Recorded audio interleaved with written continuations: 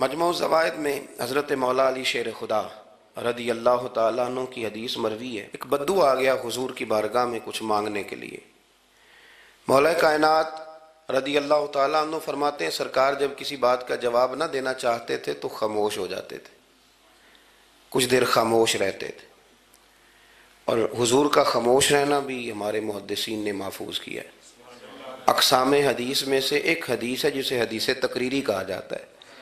وہ حدیث ہے جس میں حضور خاموش رہے، کوئی کام کیا گیا تو سرکار خاموش رہے۔ حضرت مولا علی کہتے ہیں حضور نہ خاموش ہو گئے، لیکن چونکہ دیہاتی تھا، سادہ تھا، اس نے جب بار بار گفتگو چھیڑنا چاہی تو پھر حضور نے فرمایا چل پھر مانگ لے کیا مانگتا ہے، مانگ لے پھر کیا مانگتا ہے، کر سوال۔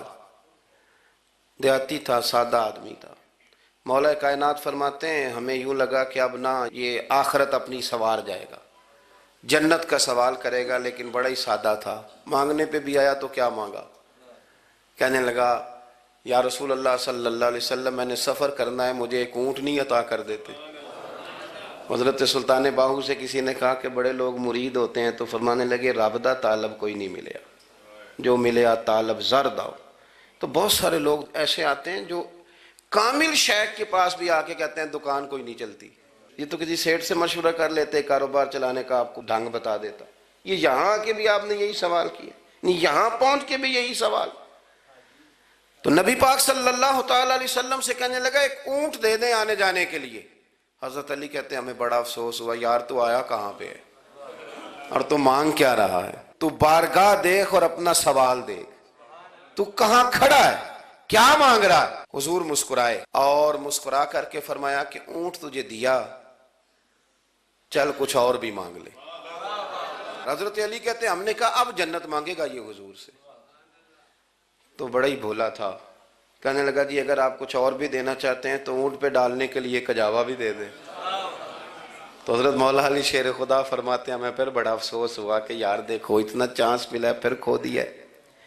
رسول کریم علیہ السلام بھی مسکرائے، اور سرور کائنات کی جو مسکراہٹ ہوتی تھی وہ نہ خوشیاں تقسیم کرتی تھی۔ اعلیٰ حضرت رحمت اللہ علیہ فرماتے ہیں جس کی تسکین سے روتے ہوئے ہنس پڑے، جس کی تسکین سے روتے۔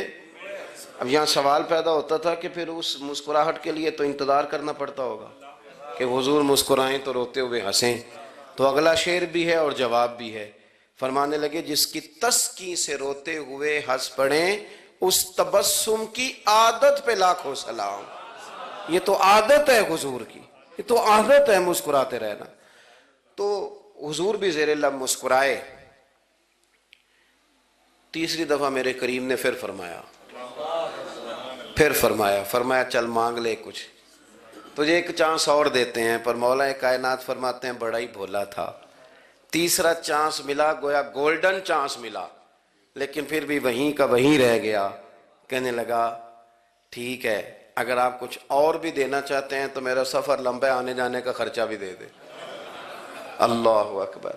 اب حضور عقائد کی بابت بتانے لگے کہ رسالت کے بارے میں، محبوب کے بارے میں عقیدہ کیسا ہونا چاہیے۔ تو حضور علیہ السلام فرمانے لگے تجھ سے تو وہ بنی اسرائیل کی بڑھیا ہی اچھی تھی۔ یا رسول اللہ صلی اللہ علیہ وسلم کون سی؟ تو حضور فرمانے لگے جناب موسیٰ علیہ السلام کو حکم ہوا ہجرت کریں، تو آپ جانے لگے، تو پھر ارشاد خداوندی ہوا کہ جہاں حضرت یوسف علیہ السلام مدفون ہے، آپ کا مزار پر انوار ہے، اگر آپ کو جانا ہے تو پھر ان کے تابوت کو بھی آپ نکال کر کے ساتھ لے جائیں۔ حضرت سیدنا موسیٰ علیہ السلام نے لوگوں سے پوچھا تمہیں پتہ ہے جناب یوسف کا مزار کہاں ہے؟ کسی کو نہیں پتا، ایک بوڑھی اماں ہے ضعیف العمر، اس کو خبر ہے۔ حضرت موسیٰ علیہ السلام نے اس سے کہا اماں تو بتائے گی کہ حضرت یوسف کا مزار کہاں ہے؟ تو کہنے لگی بتاؤں گی پر مفت نہیں بتاؤں گی۔